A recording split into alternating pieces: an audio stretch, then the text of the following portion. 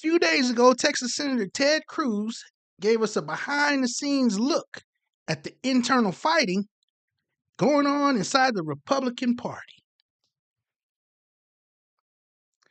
You have the establishment wing led by Senate Majority Leader John Thune, and the MAGA wing led, of course, by President Trump.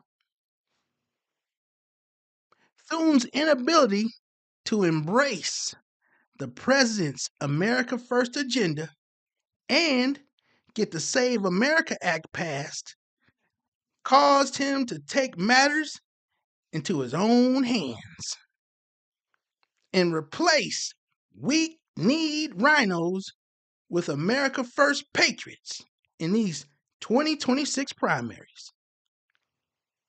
So stay tuned, because you don't want to miss this. First up, we got Senator Cruz starting us off with his inside scoop. So buckle up, because here we go.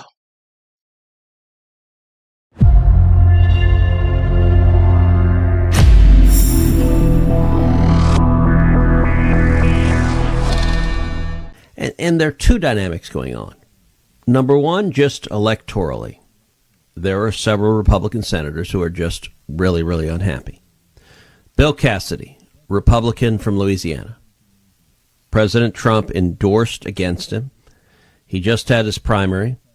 He had two candidates, Letlow and Fleming, running against him.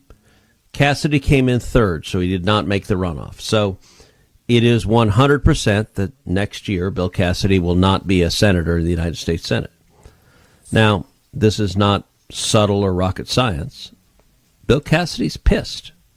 He is angry. He's angry at the president. There are consequences when you endorse and defeat a sitting Republican president. A second Republican senator who's unhappy is Thom Tillis. Thom Tillis, Republican from North Carolina. President Trump has been extremely critical of Tillis. He pledged to defeat Tillis in his election. And so Tillis dropped out. He's not running for re-election. He's going to be gone. Instead, Michael Whatley's a good guy, is running for his seat, but it's an open seat now, and Tillis did it because the president came out hard against him. But that's a second Republican who's pretty damn chippy. Yeah. A third Republican who was not there for this meeting, but is my colleague, John Cornyn. So John Cornyn, the senior senator from Texas, he is in the middle of his primary right now in Texas. The primary is next Tuesday. We are right now, as we speak, in the middle of early voting, so Texans are voting right now. And this week, President Trump endorsed Cornyn's primary opponent, Ken Paxton. Now, that is going to have a massive effect on the election. We talked about this in the last podcast, how President Trump's impact in each of these races had a really big impact. But, and I will say Cornyn was not there, but I think it's fair to expect, and I say this without John having expressed this, but it's fair to expect John's going to be less than thrilled. And then finally, Rand Paul. So we had a Kentucky primary with Thomas Massie. Thomas Massie is a House member. Thomas Massie is very, very closely aligned with Rand Paul. Thomas Massie is a libertarian. He's a really smart guy, MIT graduate. But he is someone who, number one, has been passionately anti-Israel and in a way that I think has been pretty extreme. But secondly, Thomas Massie has voted against Donald Trump over and over and over again. The biggest legislative accomplishment we've had of the second term, which is the One Big Beautiful Bill, also called the Working Families Tax Cut, Massie voted no. And Massie has voted no over and over and over again. I like Thomas. He's a really smart guy. He's an interesting guy. He believes in what he's saying. But President Trump is understandably pissed because Massie votes no and votes against President Trump over and over and over again. And so President Trump leaned in a big way against Thomas Massie and beat him in a primary. Well, look, That will have its own repercussions in the House, although actually it doesn't make things much harder in the House because Massey was already voting no on almost everything Trump did. So presumably Massey will still vote no on almost everything Trump does. So that doesn't change the House a whole lot. But in the Senate, I'll tell you, Rand Paul, who was very, very close with Massey, was campaigning with Massey. Rand was pissed. Now, here's the problem. I walked through 4 people there. Bill Cassidy, Tom Tillis, John Cornyn, Rand Paul. Those are 4 senators. We have a 53-47 majority. If you lose 4 senators, you're below 50 and you can't get anything done. That is going to be a complicating factor for the rest of the year. Like those 4 senators, I don't envision suddenly anything becoming hunky-dory and they're being happy. Like that dynamic for 2026, the rest of the year, we're going to have interesting challenges. All right, Senator Cruz profiled 4 rhinos in that last segment. We got Rand Paul, Bill Cassidy, Tom Tillis, and John Cornyn. That's just the beginning because we have 3 more coming up. Watch this. Well, I think you all know my position on this issue. I've made it very clear for months now.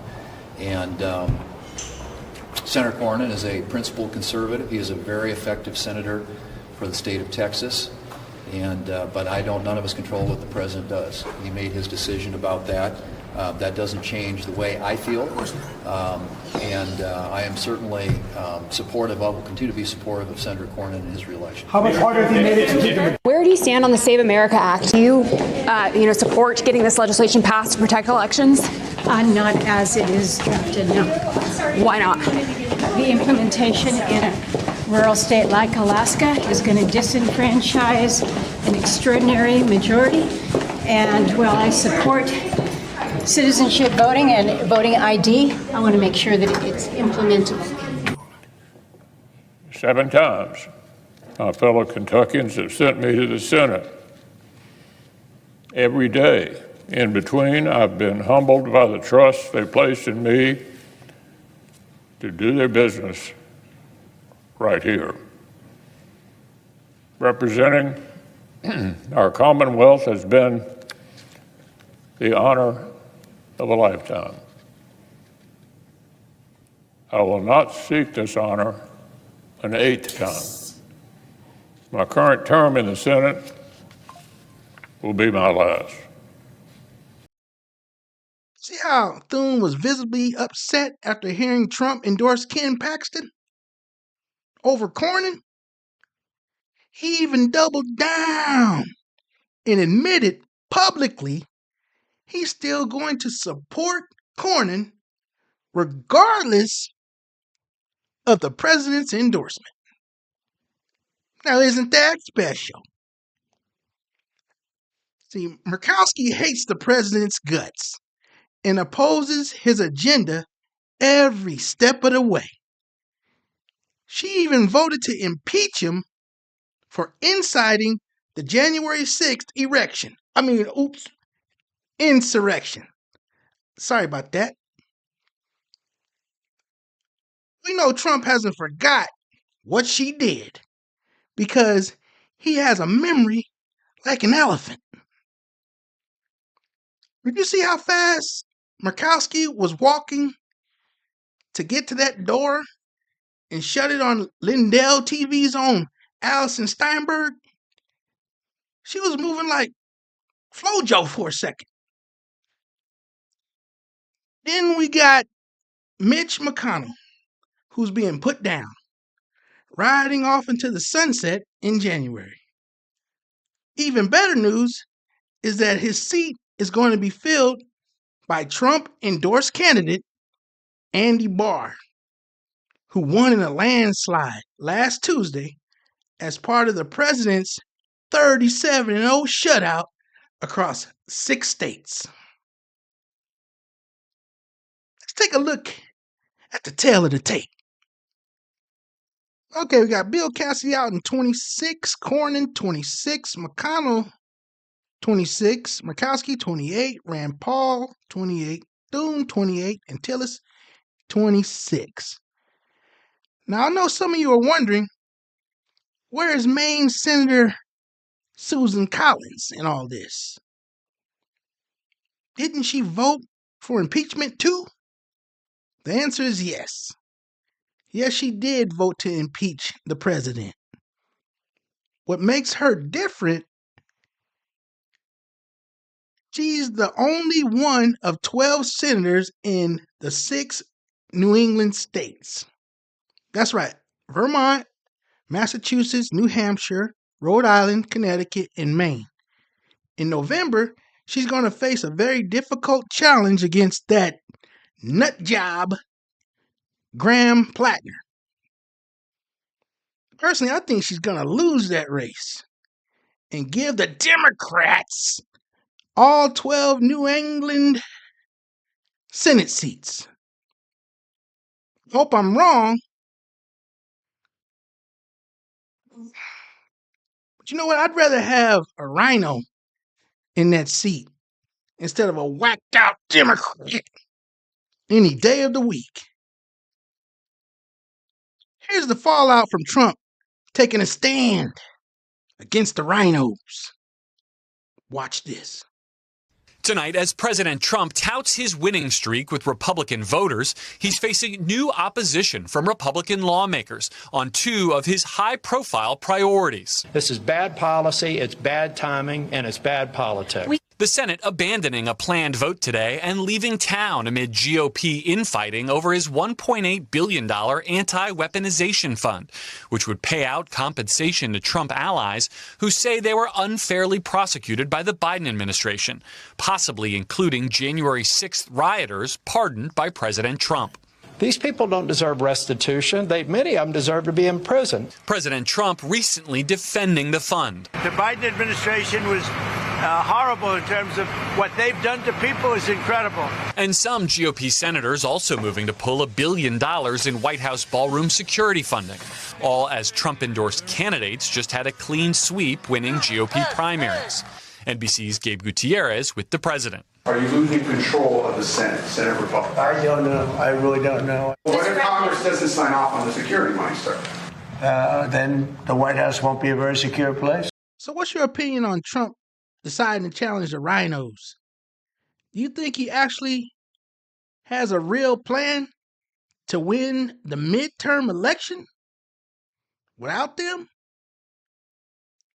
Or is he just rolling the dice and hoping for the best? Comment below so we can get to the bottom of this crap. Please remember to like, share, subscribe, and smash that notification bell so you'll be alerted every time we drop a new show. Thank you so much for watching, and we'll see you on the next one. Take care.